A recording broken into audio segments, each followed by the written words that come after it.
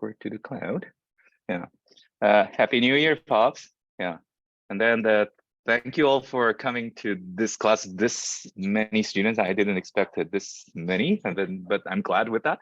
Yeah. So I'm always hoping to open this class for the more than 100 students. So it's getting there. Yeah.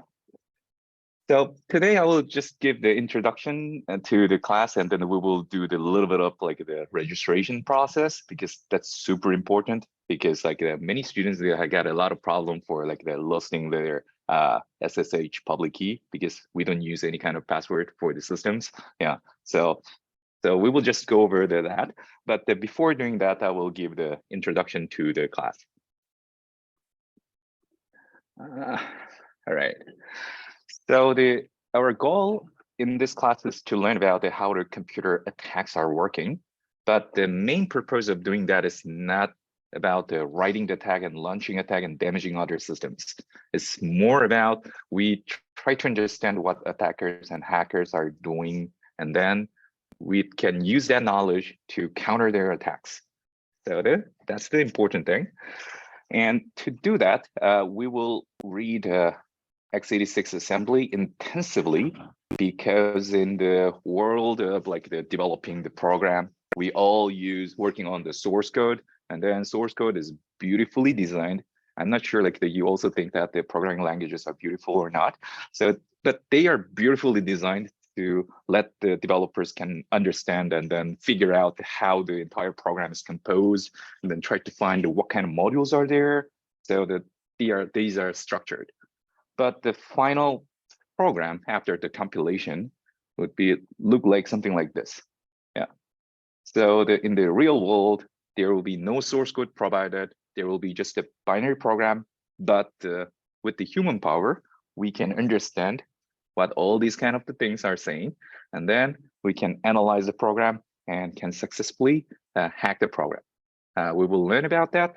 And then if you feel already frustrated by this kind of the assembly and disassembly screen, but don't give up at this time, because this class will guide you very smoothly. So we know that the learning curve for the understanding the assembly and then figuring out where the global variable is and then what kind of code it is. So it's quite difficult at start, but at the end of the class, you will magically see that yourself can read out the disassembly and can figure out what's there in the programs. So we will basically practice that. And then this class is designed assuming that most of students have never written in the code in assembly. Yeah, that's okay. Yeah, so please don't give up at the first day, day one. So that we will go through. And then, so the goal is that we will learn about the attacks, and then that is for understanding how the vulnerability works. And then we can use the similar skill, the same skill, to figure out the vulnerabilities in the program.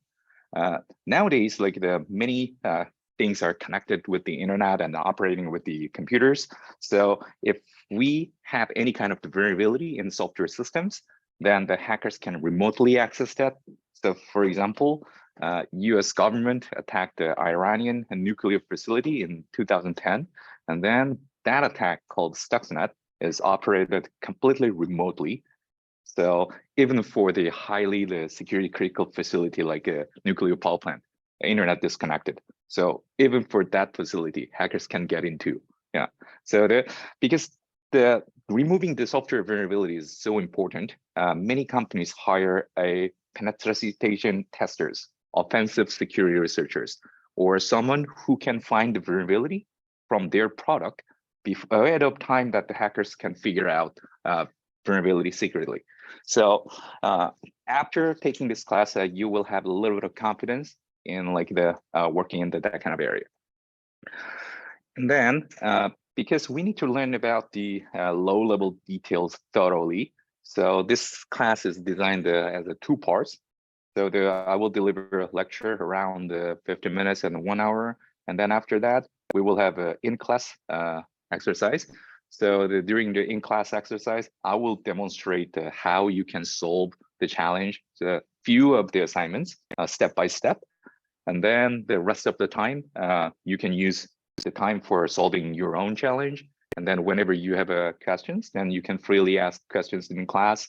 And also we have a Discord server open for the 24/7, but myself and TAs might not available for 24/7, but we will try to do best for answering your questions.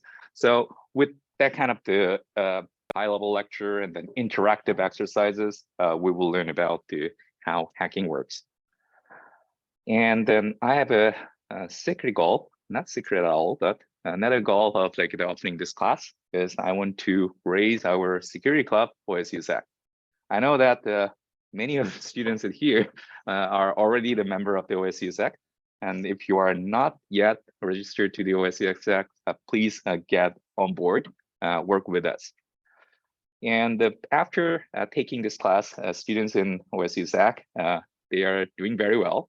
So we accomplished the first place, taking the first place from the NSA Code Breaker Challenge in 2018.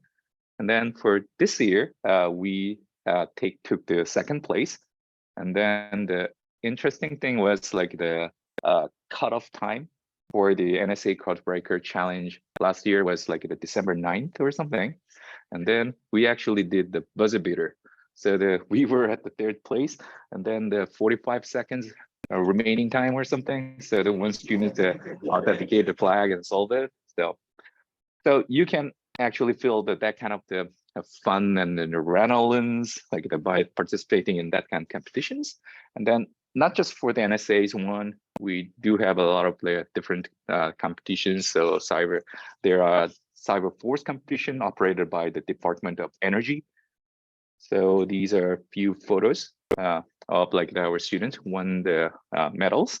So you can also participate in the competition and then won the medal, and then you can have fun. Yeah. So you're having fun of like your photo on here. Yeah. And then another fun thing was like from the University of Oregon, they opened the capture the flag cybersecurity competitions, and then our Beaver players go there and then conquered all the top positions. Yeah. So I believe this team was from the University of Oregon, and then rest of top 6 were from Oregon State University. And by doing this kind of activities, I'm proud of OSU SEC that they have advanced to the DEF CON CTF final last year.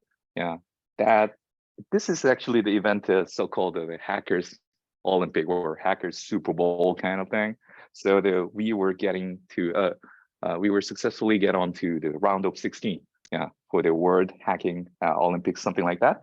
And then, especially thanks to our generous OSU ECS department, they actually allowed a lot of funding for our students so that we can rent a 10,000 for a week Airbnb with a pool. Yeah, so we didn't do any kind of lavish thing because the Las Vegas hotels are expensive, so this was the cheaper option. Yeah, but even for the cheaper option, it looked like this, and then inside of the building, we enjoyed the time like this for entire week.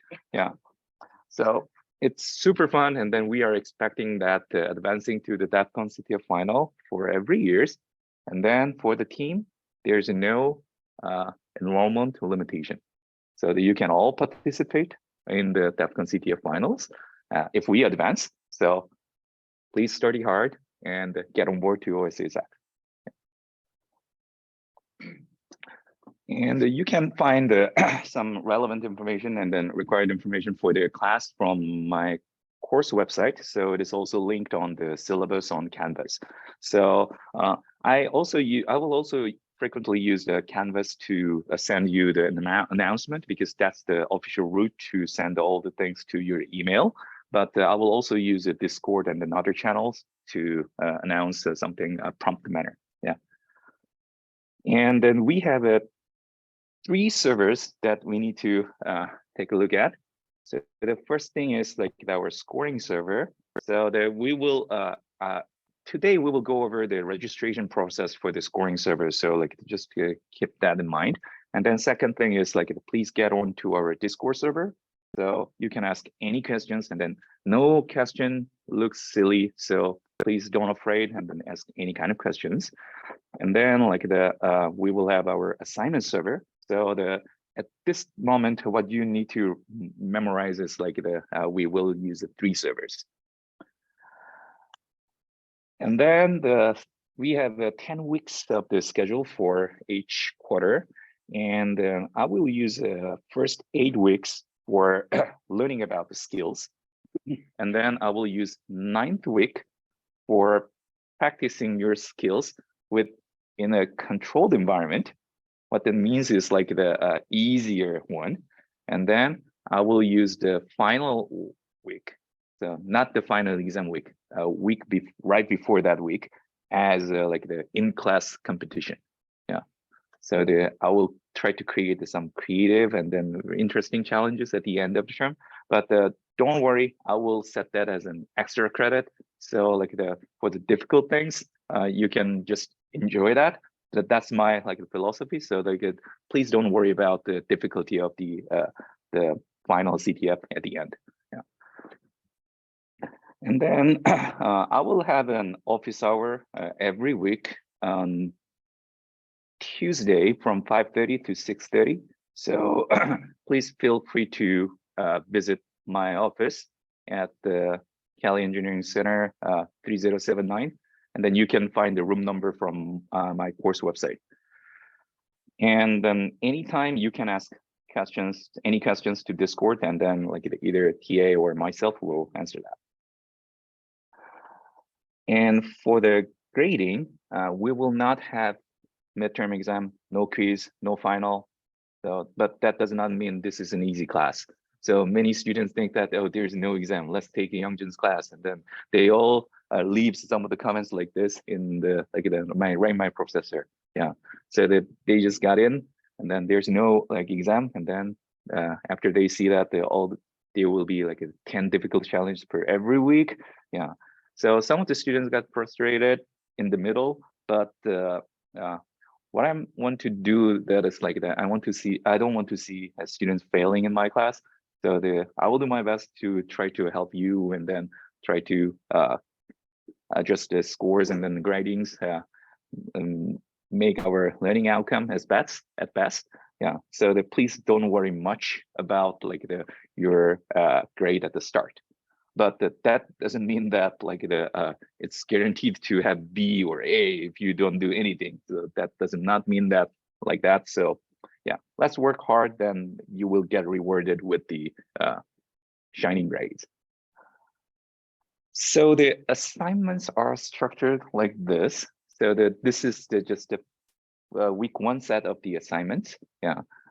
And then we will have like 7 sets of the assignments like this. Yeah.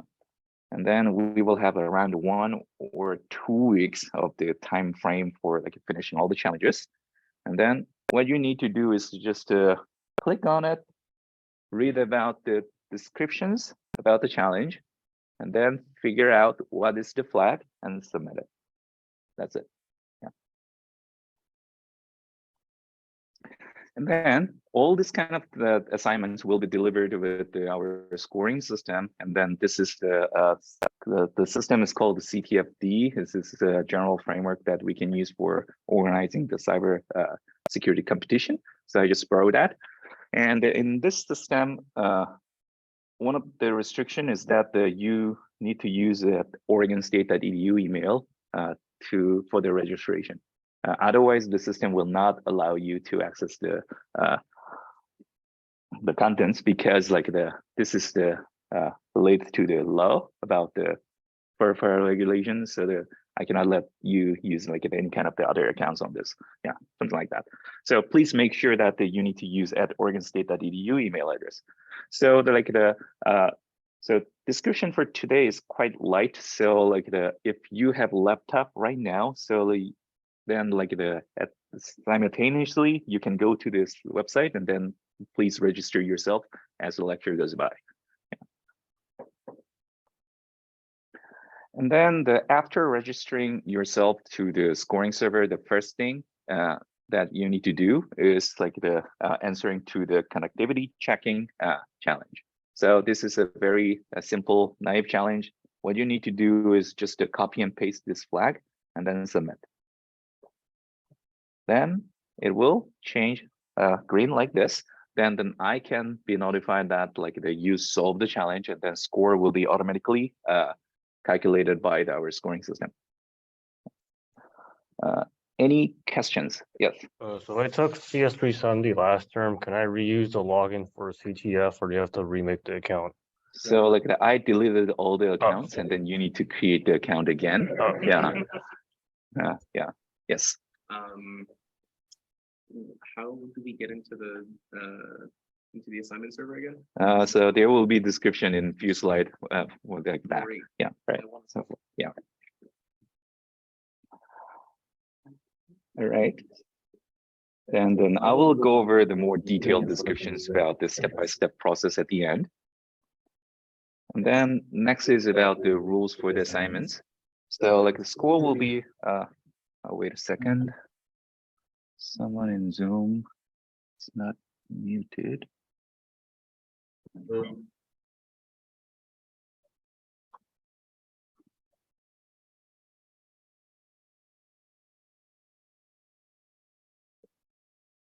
All right, now it works.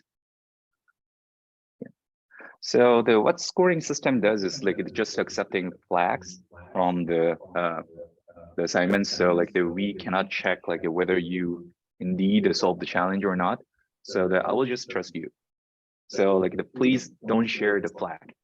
But I highly recommend sharing ideas, thoughts, or like some of the non-code material, some of the descriptions with the diagram, so that you can freely share among you guys. So like please use Discord to chat actively, and then helping other students or like asking help from other students are all allowed.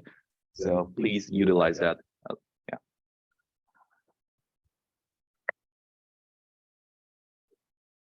Then like there always be like some of the issues with the submitting the assignments. So like we will have late submission allowing for 1 week, but for the late submissions we'll apply like 50% penalty for that. Yeah. And then like please follow the student code of conduct. So like I will follow the instructions based on the university guidelines for that. Yeah. And then like I want to keep up all the students keep up with the challenges. So like if you want to finish the class, then even if you are getting behind for the some of the assignments, for example, if you cannot finish week 3, but week 4 has been started, then there will be some of the in-class tutorials that I will deliver. For that case, you can just follow that, then you can solve it. So for those kind of challenges, then please submit your flags. So what that means is that like if you do not submit any of challenges for 1 week's challenge set, then like I will set the rule that like you will get F. Yeah. So to be safe, just submit 1 challenge per each week. Yeah. Then you can at least keep up with the status. Yeah. And then I've read a lot of articles that like the ChatGPT is threatening the university education. Yeah. But for this class, I highly recommend the use of this one. Yeah. So try to tame your ChatGPT to understand the x86 or source code or something. And then if you can explain that, and if you can make them write a successful exploit, then that'll be super fun. And then I will accept this as like a legitimate solving method. Yeah. So think about it. In hacking, there's no right way. So if we can accomplish something, then that's good. But we always need to consider about the ethical issues, but there's no ethical issues, I believe. Yeah. So really okay. Yeah. And then it's indeed possible. So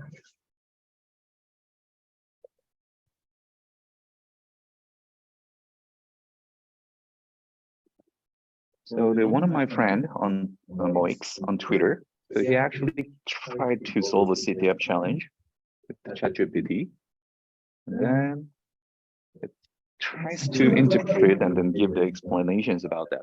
So like in case my explanation in lecture is incomplete, then please try to use that, and then please let me know the better explanation, then I can apply that, yeah, for the next lecture. Yeah.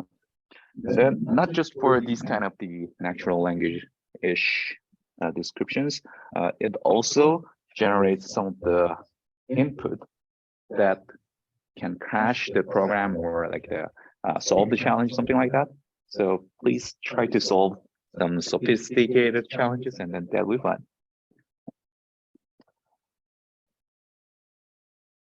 And I believe like one of the students not muted your audio.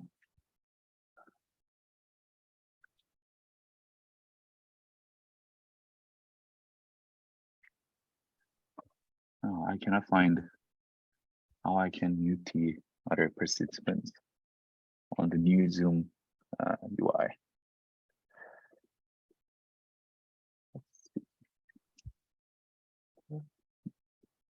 Right, now it works. Yeah. So for some tips for the assignments. So assignments are difficult. So I'm not letting you do it isolated alone. So yeah, please work with the other students and study in group. I highly recommend doing that. So, and then in case like if you need to work alone, then you are not alone. You can always ping us, yeah, TA and myself on Discord. And then like I will post all the tutorial videos and then like the text files and then some of the source code files. So like please actively use it, that kind of resources. So like in some cases, like you can always like tackle the challenge from the scratch, but sometimes that takes too much time if you do not have like the enough background. So that's why I prepared some of the pre-written scripts that you can borrow and then focus on the gist of the challenge. So like please follow and then get those kind of materials promptly. And then another recommendation is like there will be from level 0 to level 9, that kind of numbering. So please tackle challenges in order, because I designed the challenges in increasing difficulty. Yeah, so like if you can solve the previous one, then you will have a better understanding for like solving the next one. Yeah. And then like I know some of the students who did very well in this class, but some of the students spent too much time in this class, so like they failed on the other class. So that's also matter for not for myself, but for yourself. So please understand your time budget. I know that the solving CTF challenges are like the addictive, and then yeah, but like please understand your time budget. Yeah. And then another thing you can do for the efficient learning is like try to learn about like the basic tools that we will use. So we will intensively use GDB and Python and assembly a lot. So please try to keep up with those kind of the toolings.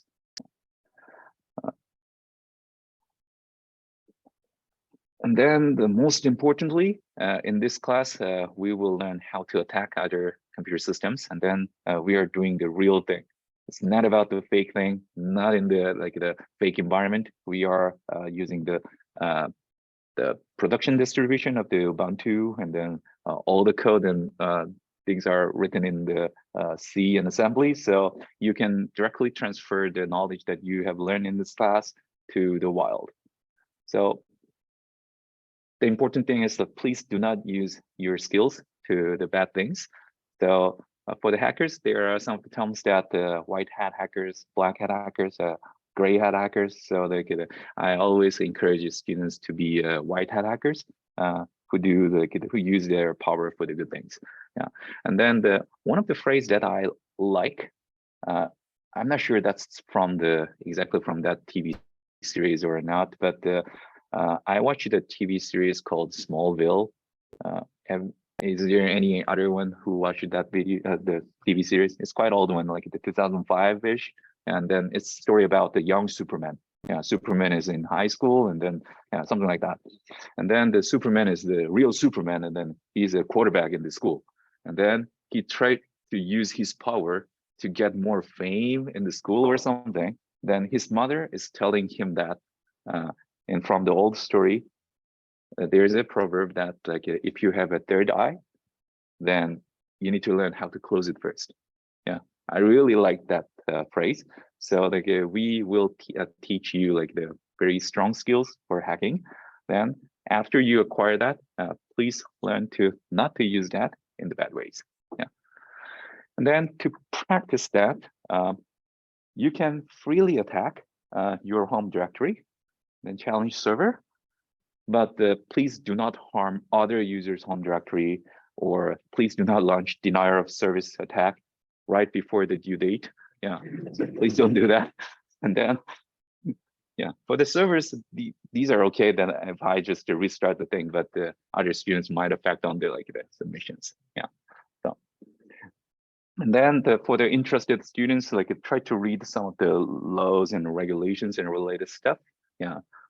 For the like the how the computer fraud or computer crimes are like treated in U.S. government.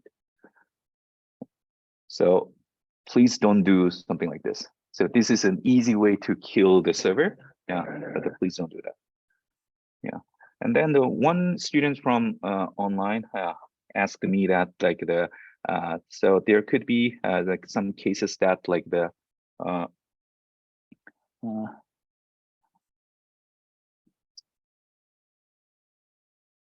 so like for the challenges, so if you cannot solve like some part of the challenges, so it's all okay. So it's not like the next challenge is not depending on the previous challenge. So it's okay to like the just solving the 7 out of 10 challenges. Yeah, so it's completely okay.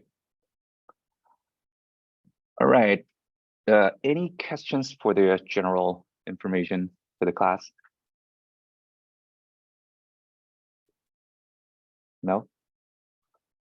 Then let's move forward to registering your account to the server. Yeah, and then like that. I know that some of the students have already registered their account after I like announced the syllabus and then like the submitting flags. Yeah, but for those who have not get onto the server yet, so please follow the instructions. So the first thing is like that we need to get onto our challenge server. Yeah, that you can work with the challenge programs and then writing the exploits. Yeah, and to do that, the easiest way, foolproof, yeah, way to do that is like the please get onto your Flip first. Yeah, and then on that machine, try to create the SSH key from there. Or if you have your own SSH public key, you already have it, then you can use that. You don't have to recreate that. But if you have never heard about what's SSH public key, or like if you don't have one, then please follow the instructions to get on the Flip server and use this command, yeah, to create your public key.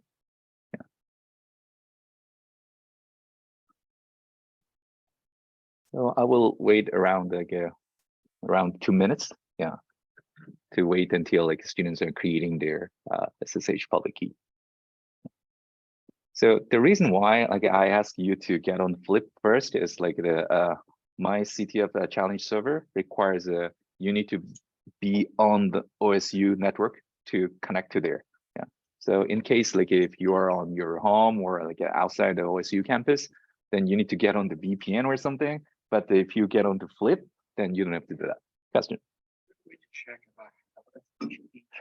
So LS. So you can get into your .ssh directory from your home directory, and then like the try to like listing any kind of .pub or authorized key. Yeah, then you already have one.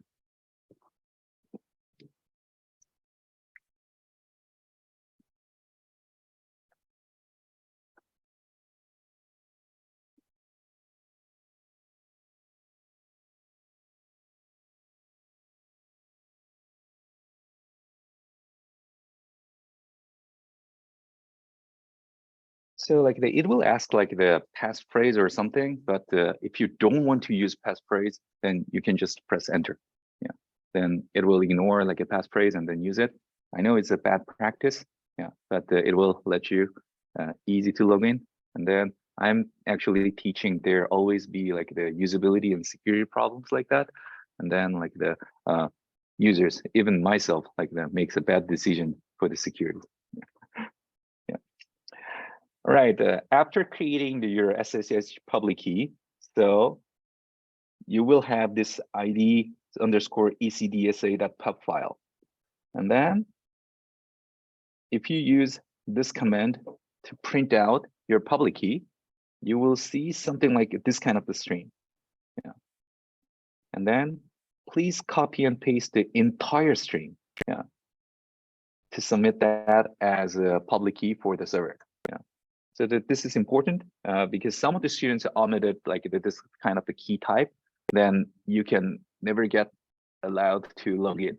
So that please include the starting from start of the string and then until the end of the string, and then copy that text. And after copying the text, you can go to our scoring server, ctf.unexploitable systems, and then register and log in. And then you can click account.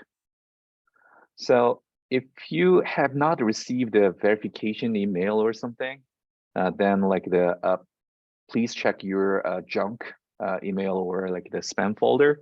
Sometimes like the email servers are sending my messages as a spam folder. So you will see the account menu on the top. And then after clicking that, you will see this kind of menu. So what you need to do is you can type your account name here. So you can use any kind of account name. So you can use preferable account name, anyone. And then put your public key here and then click submit. But the server is quite slow for like the creating the your account. So like after clicking submit, please wait. It may take around 10 to 30 seconds. So, and then after that, you will see the messages, something like this. Yeah.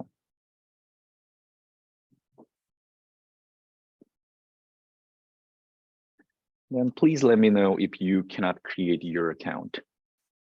Yes. Okay, the thing in my quick key, it's giving me this error. Yeah, so that you cannot use any kind of the characters other than these. Right. Yeah. I'm not though. Yeah. They're all. When you create your account, you're allowed to do capital letters. Oh, like my And then- this account. So when I'm supposed to see anything from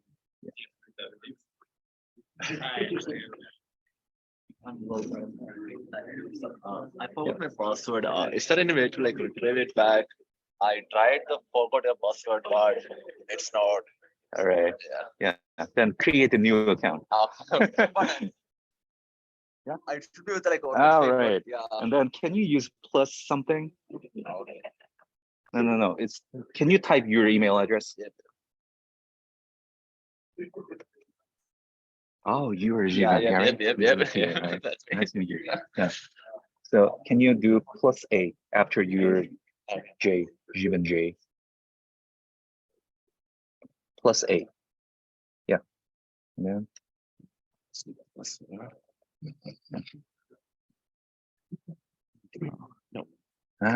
No. No. Try to register. Okay. again. Yeah, with that new email. I don't know why. This now.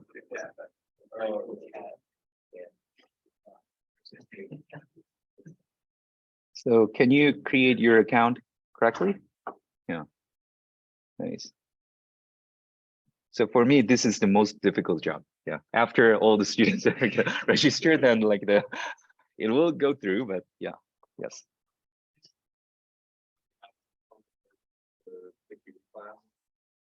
Because like I still have like my B2 from like the challenges last. Yeah, it's okay. Okay. Yeah.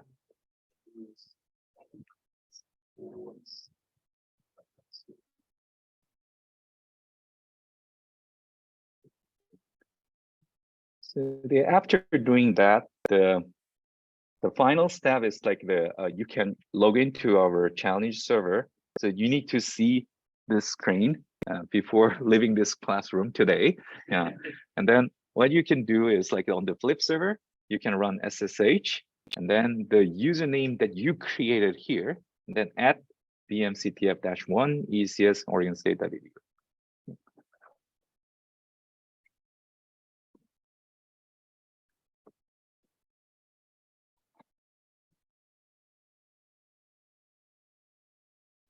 Because the server expects like you all need to use like the SSH login.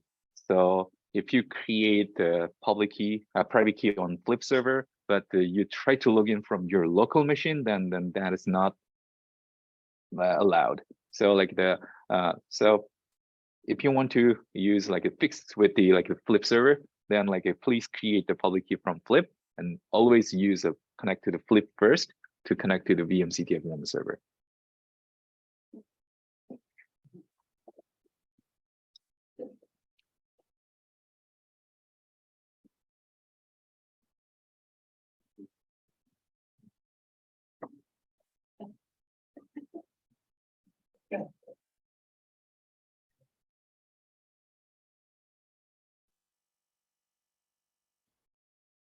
So can you log into the CTF1 server? Yeah. Right. Yeah. Is this file the same thing as like what's already? Yes. Yes. Same program. Yes. I'm unable to it's asking your password and I don't have a password. So that's your OSU login password for the Flip. I tried. And then you can create one from Teach.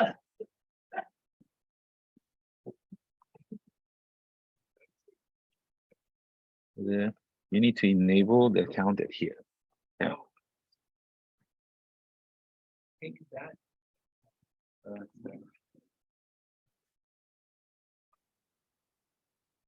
So is there anyone who need help?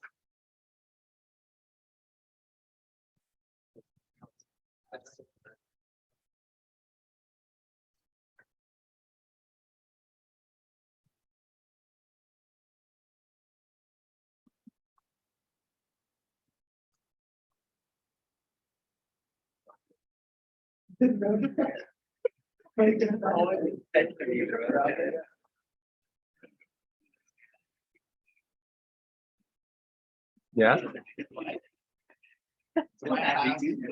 Access to the CTF server. So I will give you like the root access for that. Yeah. Okay. Yeah. I mean, All right. don't even know. I'm not able to create the SSH Uh,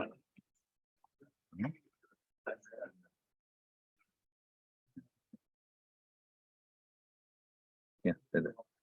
Okay, okay. Then that's the only issue. So this is the public key. Okay. So they use that. So please copy and paste the entire string. Okay. Yeah, to register.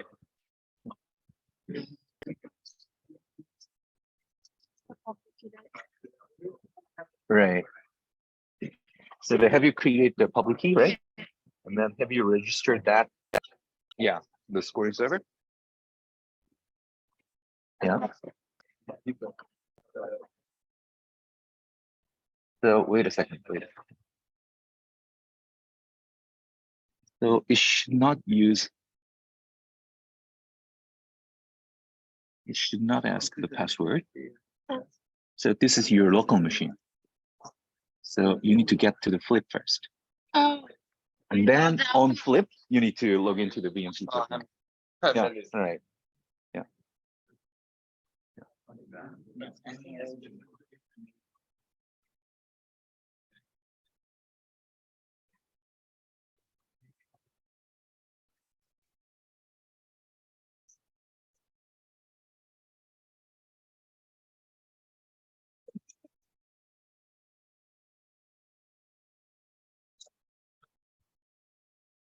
Orange.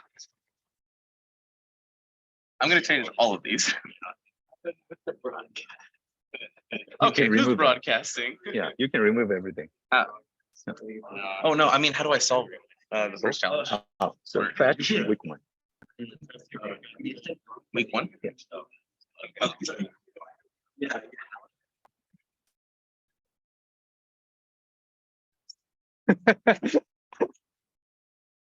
That's another denier of service on human, right?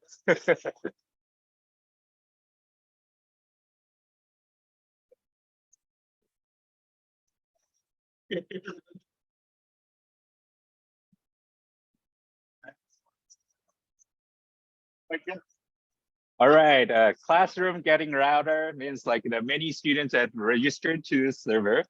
So let's move on to the next.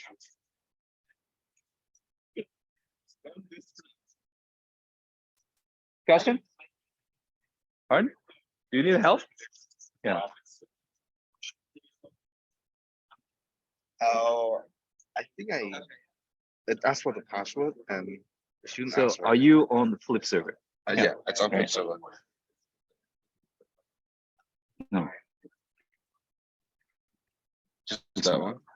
Oh, okay. Yeah. That's the same thing.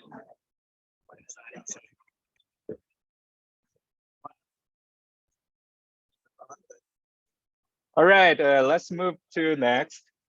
So for week 1, we will do basic reverse engineering. And then I will let you know how you can get the challenge programs. Yeah. So like in the challenge description, there is a download link, for example. No, there's no example here. So there's a binary download link, but you don't have to use that right now. And then how you will get the binary programs for the challenge is that there's a command called fetch. So I create the script. So from your home directory, you can use fetch week 1. Then it will automatically create all the symbolic links and directories that you can work with each challenges. So these are all the symbolic links that automatically get created on your home directory.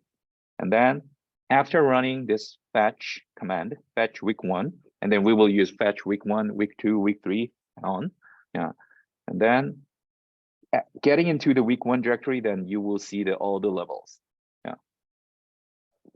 And then if you get into the one level deeper, for example, the level 0, yeah, then you will see these files.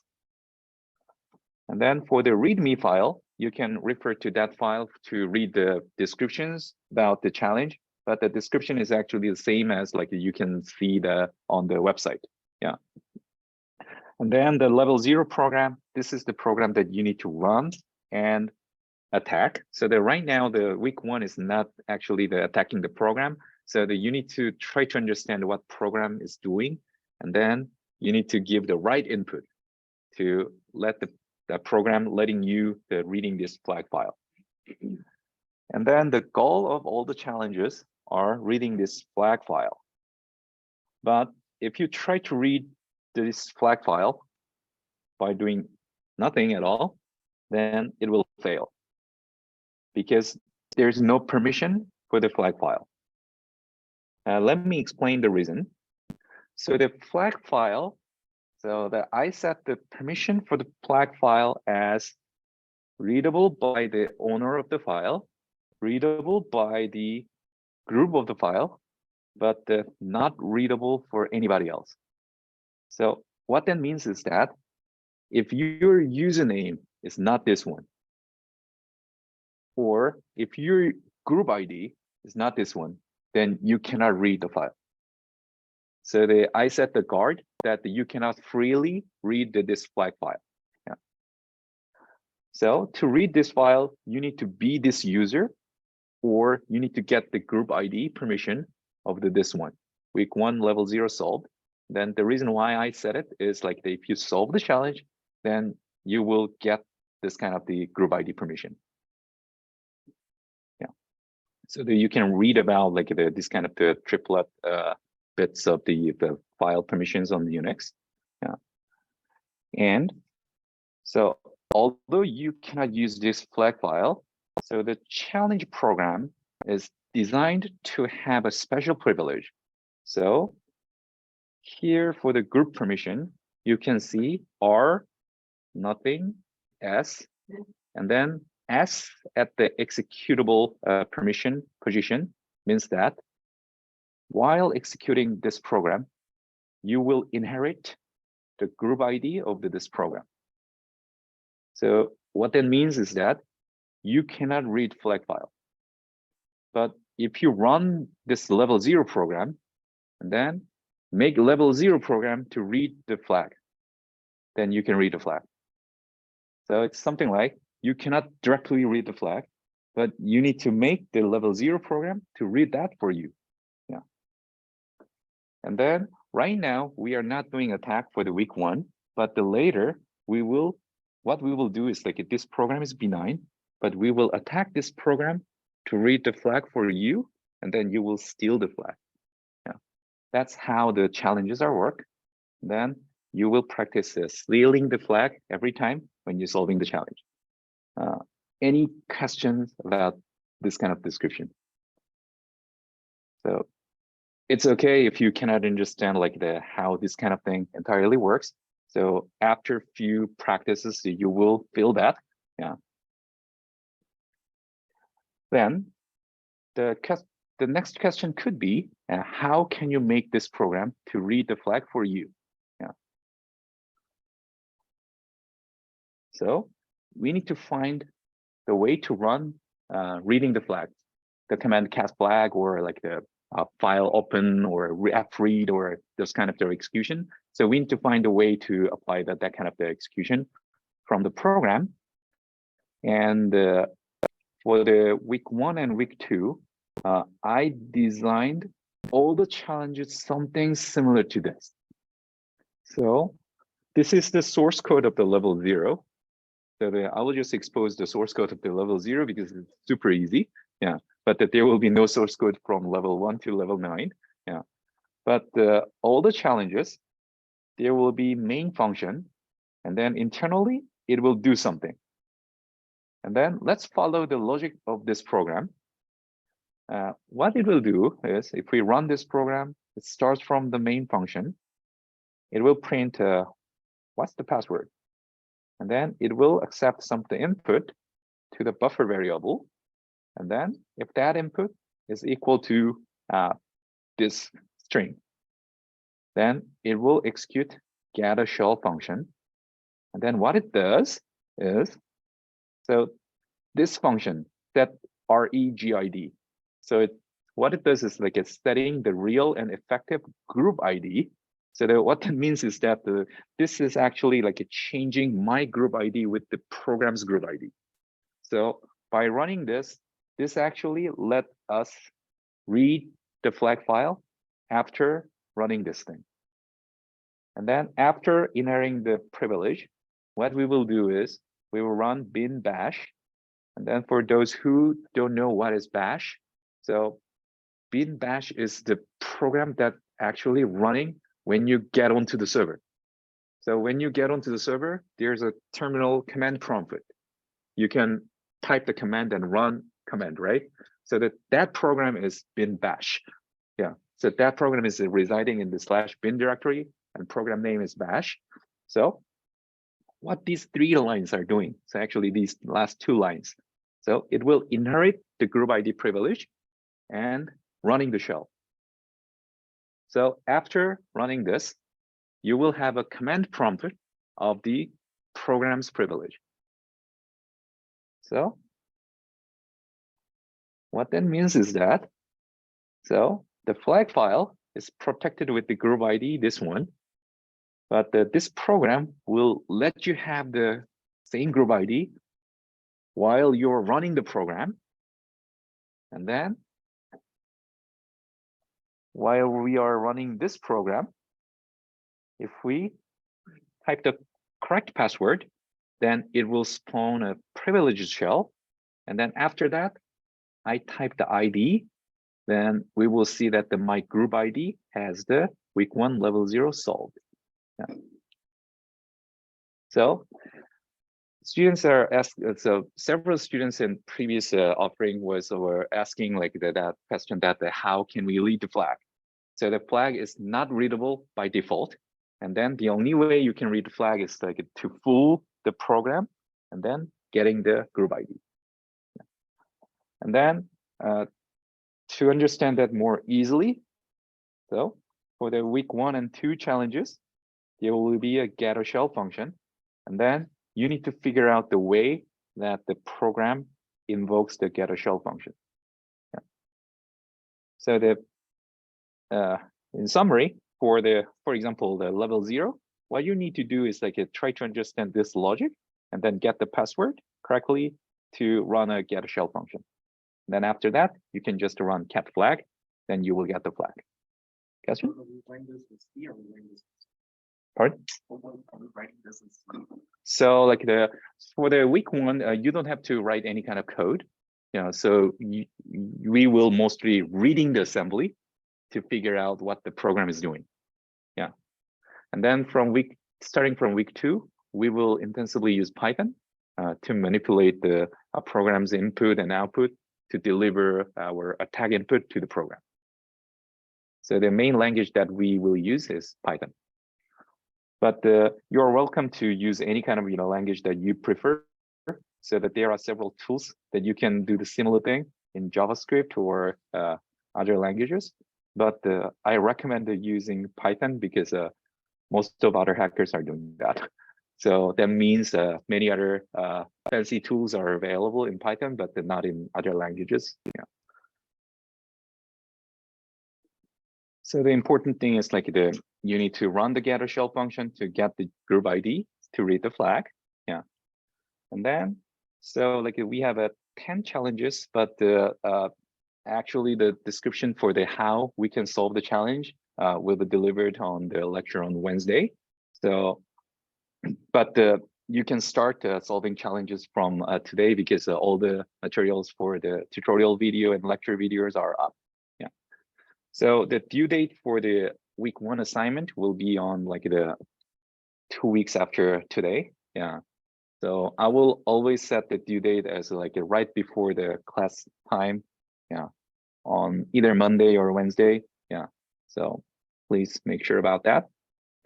And if you visit the course website and then try to get on the calendar, then you can access to all the videos and the tutorial files.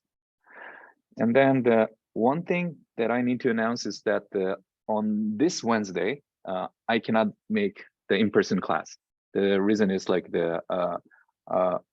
so the Oregon State University recently awarded the NSF Scholarship for Service grant, which will be granted to some of the students who want to study cybersecurity and then later who wants to work for the federal government. Yeah.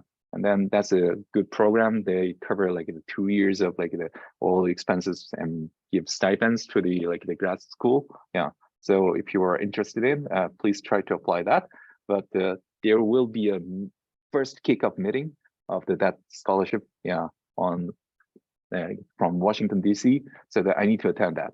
But don't worry about that. So that I have a pre-recorded video for the tutorials and lectures. And these are already posted on the course website. So please follow that. So make sure that there's no in-person class on Wednesday, and then you can watch this video from 2021. Yeah, but I updated all the slides. So please watch the video from 2021, and then we can read the slide from the website for the Wednesday. And then I also leave some of the tutorial from the text file, and then some of the video files that you can follow by step.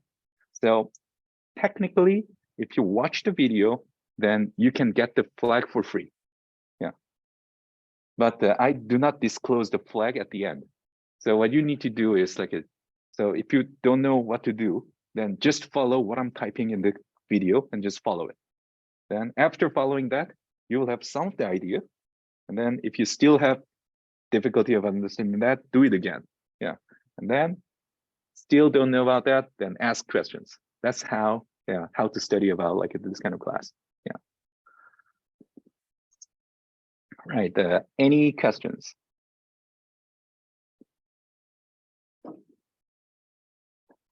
And like if you cannot get on the server or registration or like any kind of that problem, like please contact myself or like the ping TA or myself on Discord. Yeah. And then like I will demonstrate one thing for like solving level 0, and then like the finish lecture for today. Yeah. So.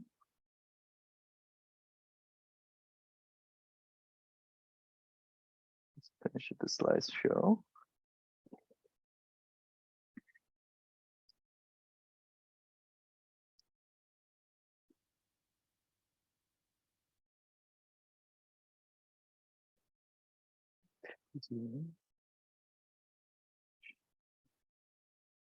Right. So we are in the VMCTF1 server, and then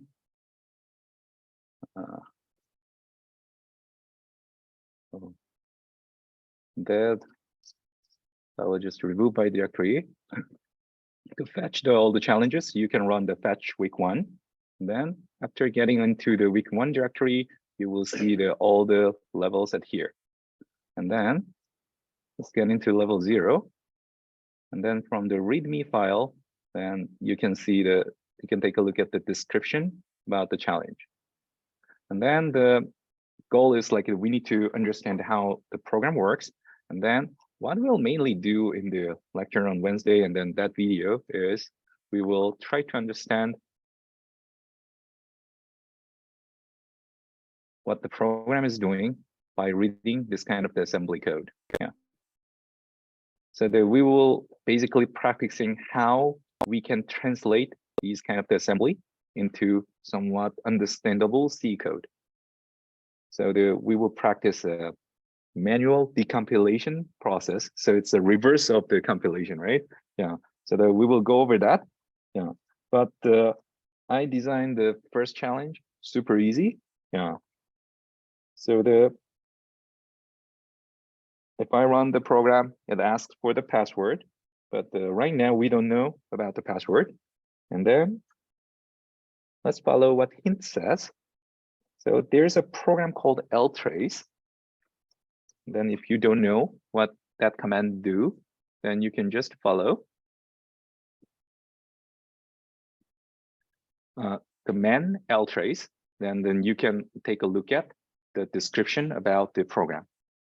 And then the description says that ltrace is a program that simply runs the specified command until it exits.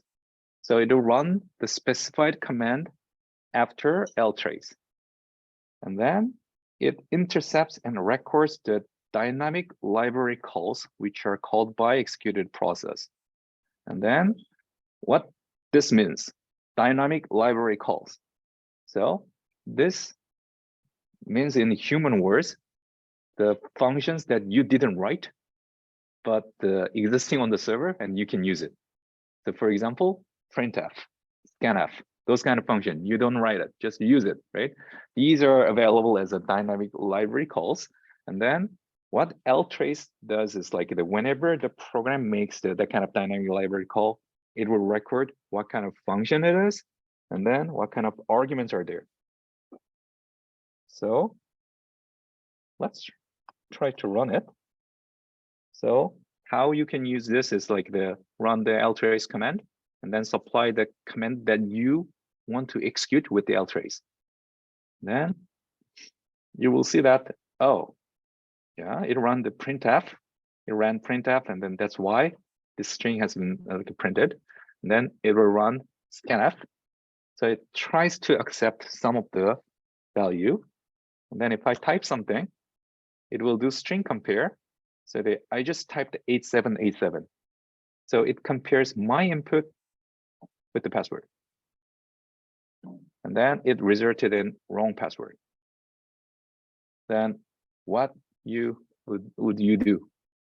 So just copy this password and then try to run it, right? Yeah. Then you can get the privilege cell. So that this is the one of the way to solve this one. But let's take a look at a little bit of harder way to solve this challenge. Yeah.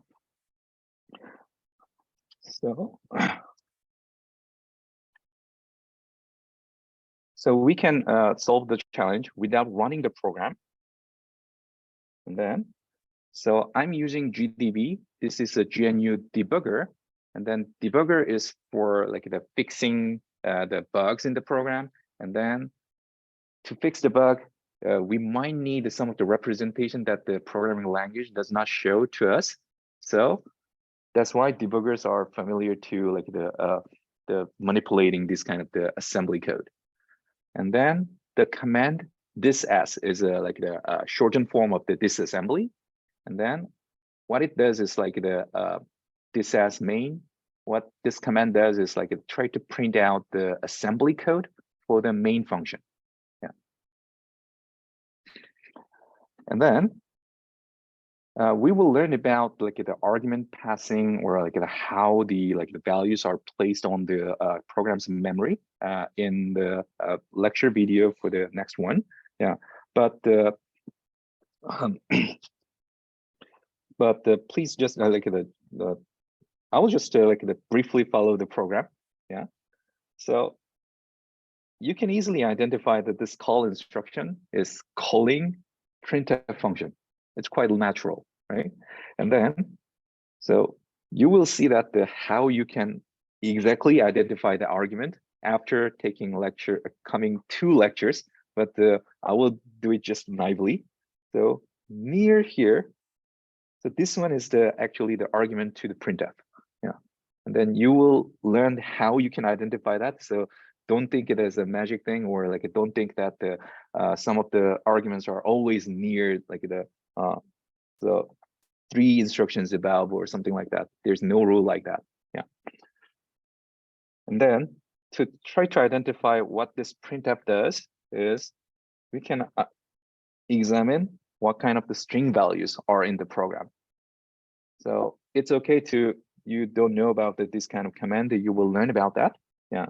So I just demonstrate that. And then after that, it calls a scanf. And then if you want to see that what kind of the format string, for example, scanf requires a %d, %s, that kind of string to identify the input format. And then I will use this kind of the address again. Try to check that. And then we can easily see that it calls a scanf, something like %s, and then put onto the sum of the stack variable here. And then there's a string compare function. And then that string compare function is applied to this kind of password so that you can actually examine all those kind of values to understand what program does. So that right now I just demonstrated like how we can read about the global variables. So that these address accessed values are actually the global variables or string letters in the program. Yeah, but in actual reverse engineering, not just for identifying the function and argument, you need to understand how the entire logic, because there will be plus, minus, multiplication, division, these kind of operations can also be like placed in this kind of assembly. Then you need to understand how the program works and then figure out what it does.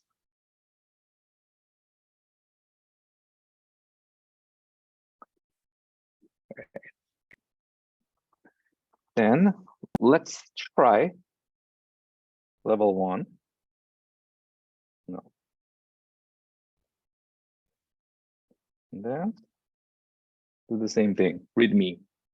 And then it does similar thing. It will get input via scanf, and then it will get an integer value. And then we need to get the password correctly to pass the program's check. And then what we can do is, let's try to run ltrace first. So up to this point, this is exactly same output as the like a level 0. So type something. But in this case, we cannot see string compare because I intentionally did not use library call to check the password, because in doing so, that will not be revealed on ltrace. So you have to read the assembly and figure out what the password is. Then to briefly show how you can do that is, so you can get the disassembly of the main function. Then to check one integer value to another integer value, there should be a comparison instruction, right? Then let's try to find any kind of comparison instructions here. Right after scanf, there's a comparison instruction. CMP is comparison, and then L is long. So what that instruction does is compare long integer, and then long integer is 4 bytes. So there's a history about the computer development, and then computer CPUs are developed as a 8-bit, 16-bit, 32-bit, 64-bit. So we use a byte as a 1 byte, word as a 2 bytes, a double word or long as a 4 byte, and then quad word or long as 8 bytes. Yeah, that's some of the history. And then, so from our intuition, after we type some of the number, it must be compared with the sum of the number to check correct password. And then based on that intuition, just find the comparison instruction, and then sum of the value is compared to this hexadecimal value. So the sum of the values starting with 0x is the hexadecimal value, and then their digits are from 0 to 9, A to F to represent the 16 numbers in 1 digit. And we need to translate these into decimal digit because this scanf, let's check what it accepts. Accepts the data as a decimal number, %D here. So what I will do is I will change that number into decimal number, and then you can easily do that in Python. Just type it, then there will be a number. Copy this, and then run level 1 and type the password. Then now our password is correct. Then you can get the group ID of the week 1 level 1 solved. So after you run the program, and then internally, it's spawned a privileged shell. So you will see that the bash executed recently. Yeah. And then you can also check your group ID is correctly inherited after solving the challenge. So if you have the group ID like this, then you can read the flag, but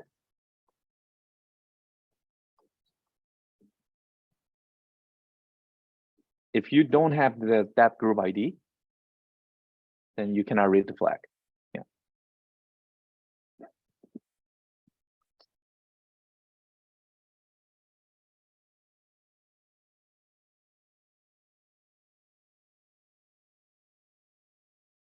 Right. Any questions about the solving challenges? So today we will not go over the details about the understanding the assembly, but starting from the videos available on Wednesday, yeah, it will describe like how you can interpret and understand the assembly languages, and also where is it?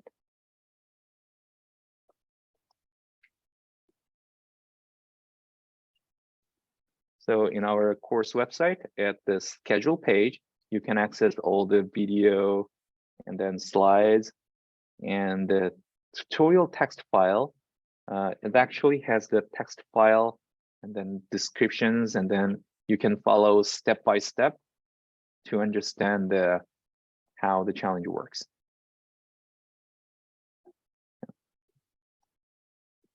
And then there's a video, then you can take a look and follow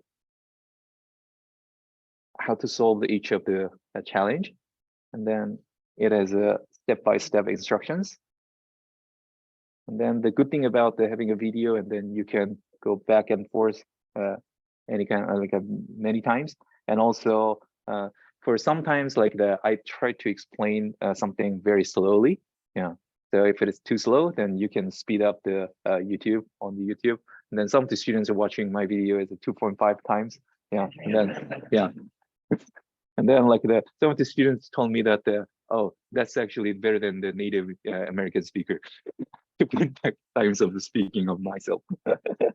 Yeah, so please try to do that. Yeah, and then that will help you solving the challenges.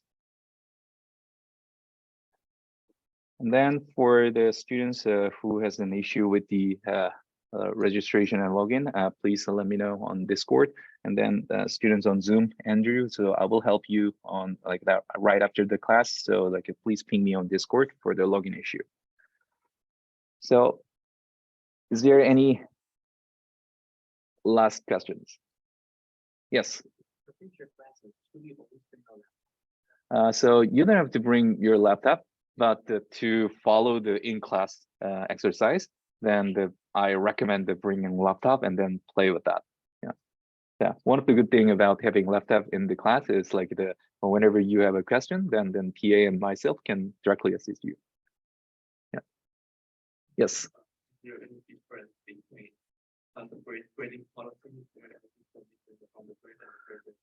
So I will set the graduate student bar a little bit higher. Yeah, for that.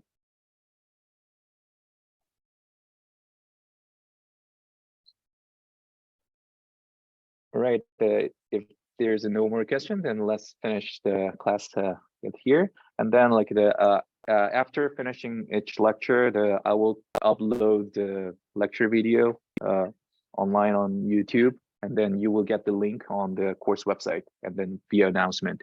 So that even if you miss the class, don't worry about that. Yeah. So, but there will be a little bit of processing time. So I may upload the lecture video maybe in the evening of each of the lecture day. All right. All right. Thank you all, and then let's have fun for the entire time.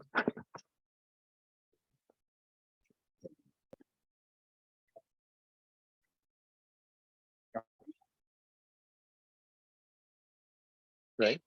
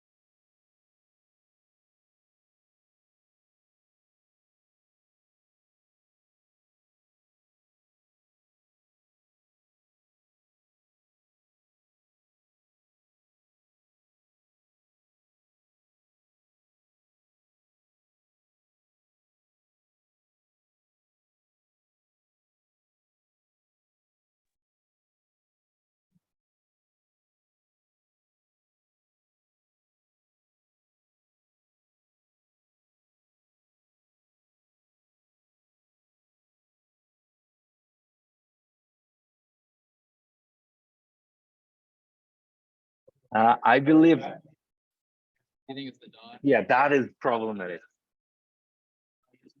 Great. All right. Let's just change it to line, see if that fixes it. Yeah. My script is fragile, so sorry about that.